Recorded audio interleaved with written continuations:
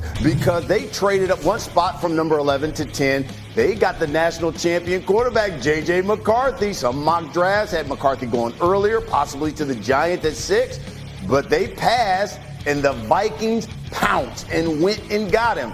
All right, Mike T, I know you've been real high on J.J. McCarthy through this process. Do you think the Giants, who had the opportunity to get him there at 6, did they make a mistake passing on J.J. McCarthy? Yeah, I think they made a big mistake. I love Malik Nabers. I think Malik Nabers has a chance to be a dynamic, number one difference-maker receiver.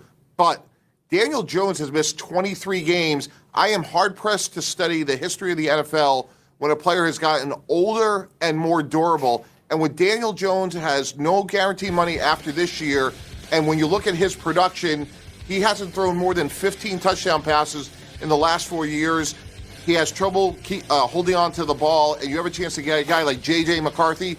To me, that was an easy decision, and I think moving forward now, going to Minnesota, this is ideal. You have Aaron Jones, who's a great runner. You got 2 great offensive tackles, and obviously the great Justin Jefferson. So to me, J.J. McCarthy's in a great situation, Brian. I think it's a missed opportunity for the Giants. Daniel Jones obviously has some ability, but his lack of durability ultimately may do him in. Well, this is going to be interesting, Graz, because when you look at what Daniel Jones has done over the past couple of years, it ain't pretty. Yeah. And the pressure's going to be on him. Now he's got Malik Nabers here, especially if all these other quarterbacks that have been drafted pan out and play well, and Daniel Jones doesn't put up numbers. Playing here in New York is not a good place to play if you're going to be struggling like that. Was it realistic at all? Oh, I'm talking about the Giants going up to maybe get McCarthy.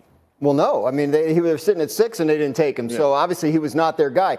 My understanding is the Giants really liked Drake May and made an effort to try and get up to 3 with the Patriots to take him. But the Patriots were turning away those offers. And so the Giants sat tight and decided that they liked Daniel Jones better than any other quarterback they were going to take there at 6. When we heard McCarthy, remember when we heard McCarthy yesterday? He was talking about, I had the most time with the Giants. Didn't that sound a little thirsty though?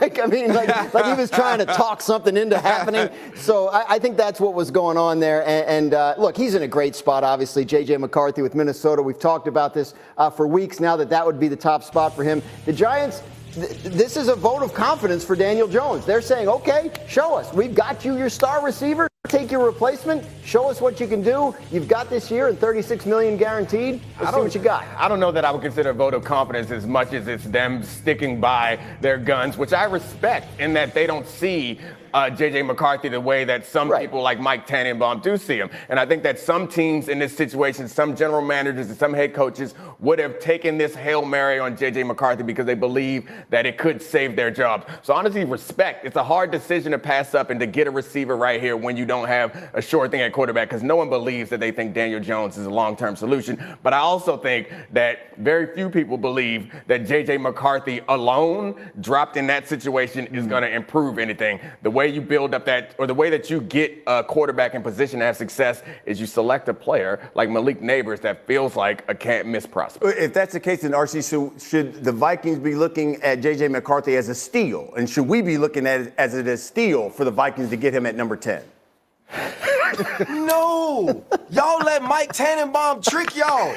Y'all let Mike Tannenbaum and Jim Harbaugh and all the media fool y'all. Ooh, look, J.J. McCarthy, he had the best pro day ever. J.J. McCarthy is the best quarterback from Michigan. Yes, because the only other first-round quarterback from Michigan was Jim Harbaugh. Of course, he's the best college quarterback at Michigan.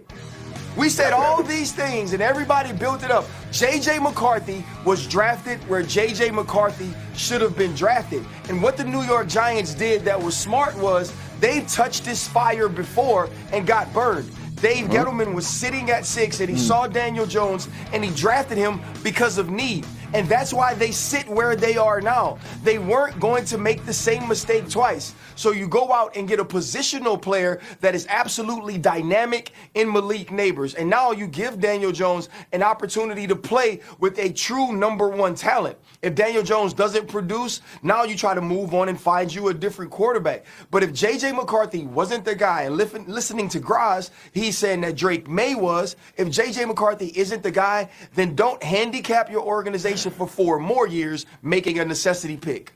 All right. For more perspective, we bring in Mr. NFL Draft himself, Mel Kiper Jr. So many quarterbacks taken in this first round, early in that first round as well. Has a lot of people, Mel, going back to 1983. You had 6 quarterbacks in the first round. 4 of them played in the Super Bowl. 3 of them are Hall of Famers. We're not going to jump ahead that far and say these guys are going to be that good.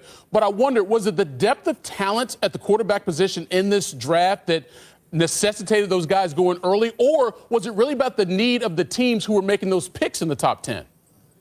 I think it was a combination of things, Michael. I think the needs of the teams, the feeding frenzy for quarterbacks, the overdrafting of quarterbacks continues. J.J. McCarthy, I had 15. I had Michael Penix Jr. around that 24 area, and Bo Nix right around that 29 area. So, yes, they were quarterbacks you thought had a chance, but you ranked the players you put up your board to protect you from overdrafting a quarterback. And I thought that's what's happened again in the National Football League. All 6 of these quarterbacks, if you look at the percentages, aren't going to be great. So which 2 are going to be? Even 83, 3 Hall of Famers, a couple were okay to good, 1 was a bust. Think about Atlanta. Atlanta with Kirk Cousins, Michael Penix Jr., they felt like, hey, we got the weapons here. We drafted offense with Kyle Pitts, Drake London, and Bijan Robinson. Kirk Cousins is not a young quarterback any longer. He can be the bridge to Michael Penix Jr. So 2024 is Kirk. 2025 would be Michael Penix Jr. But I think Bo Nix, with the comparisons I said over the last couple of weeks to Drew Brees, maybe Sean Payton saw some of that in Denver as well.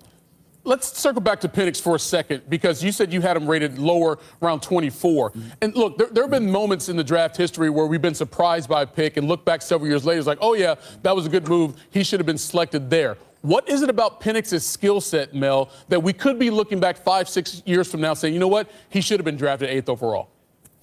The arm strength you talk about, he can make throws to every level and layer it out there accurately when he has time to throw it. He also has a huge hand. That ball explodes out of that hand, Michael. And he certainly is a guy who tested well athletically, even though he didn't show that necessarily all the time. Now, he had 4 injuries at Indiana. That's a concern with the ACL and the shoulder. So, again, can he stay healthy? He was at Washington. He makes accurate throws, but he had great players around him. But as long as he can stay healthy, and that was not the case at Indiana, he can spin it with the best of them. So I'm rooting for him. You want quarterbacks to come in and light this league up. You want points to be scored. You want action. He could provide it if he can stay healthy. All right, no surprise, obviously, number 1, Caleb Williams going to the Bears. But after Michael Penix went and before J.J. McCarthy was selected, we had Rome Odunze end up in Chicago. What does adding him to that roster that already has some pretty good offensive weapons on it do for Caleb Williams in his rookie season? Gives them a go-to number 1 option. And, of course, DJ Moore's another guy who's special, right? Great talent. Cole Kmet's coming on. You added DeAndre Swift. You hope the offensive line holds up. Caleb Williams now has a guy in the Pac-12. You talk about Rome Odunze at Washington, what he meant to that football team, and Michael Penix Jr. when that conference was still there. And what Caleb Williams now has to throw to in contested situation, you throw it up. He can go get it. He's got that incredible catch radius. He ran great. He tested off the charts in terms of leaping ability. He knew he would. He's a great worker. He's going to give them everything he has. So for Kate to get a quarterback and a receiver, that pass-catch tandem, it's going to play there for a long time. Couldn't have been scripted any better for the Chicago Bears with Odunze still there at 9. You go for a quarterback at number 1. He needs somebody to throw it to, and they got that in the top 10. The Bears, strong first round there in Detroit. Mel Kiper, always strong here on SportsCenter. Thanks, Michael. SportsCenter on the road is presented by Geico. Get more with Geico. Philadelphia Eagles wide receiver A.J. Brown has agreed to a 3-year, $96 million contract extension that includes $84 million guaranteed. That's the most guaranteed money in NFL history for a receiver. Brown's new contract keeps him in Philly until 2029.